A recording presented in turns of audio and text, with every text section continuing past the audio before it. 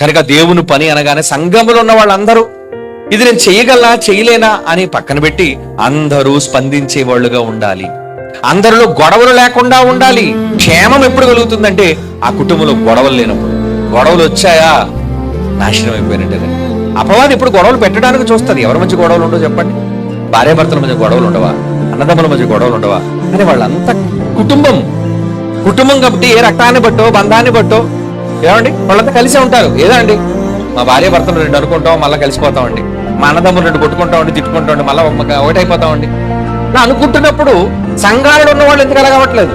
ఒకసారి విడిపోయారంటే విడిపోవడమే, ఇంక కలిసేది లేదు. వాళ్ళు ఎందుకు కలవలేకపోతున్నారు అంటే సంఘం యొక్క క్షేమాభివృద్ధి అక్కర్లేదా? మీలో ఉన్న దేవుడు మిమ్మల్ని చూసి ఏమనుకుంటాడు? మీరందరూ విడిపోతున్నారు ఎందుకయ్యా? మీరు ఎందుకు ఇలా ముక్కలుగా అయిపోతున్నారయ్యా? మీరంతా కలిసి ఉంటే నా పని బాగా జరుగుతుంది కదయ్యా అని దేవుడు బాధపడుతూ ఉంటాడు. ఇంక క్షేమం ఎలా కలుగుతుంది చెప్పండి? తండ్రి ఉసురు తగలదా? తండ్రి బాధ, కన్నీళ్లు, ఆయన వేదన ఆ సంఘాలకి శిక్షగా రాదంటారా? వస్తుంది. కనుక మీరేం చేయాలి? సంఘంలో ఎవరితోనూ గొడవలొద్దు, కాపరితో గొడవలొద్దు, ఏమంటే సంఘ సహోదరులతో గొడవలొద్దు, సహోదరిమణులతో గొడవలొద్దు. సహజంగా నలుగురు ఒక దగ్గర ఉన్నారంటే ఏదో ఒక సమస్య ఎక్కడో చిన్నదో పెద్దదో వస్తుంది. కానీ దాన్ని ఏం చేయాలి? ప్రేమతో దాన్ని కప్పేయాలి, ప్రేమతో దాన్ని క్షమించాలి. అప్పుడు అందరూ కలిసి ఉంటారు.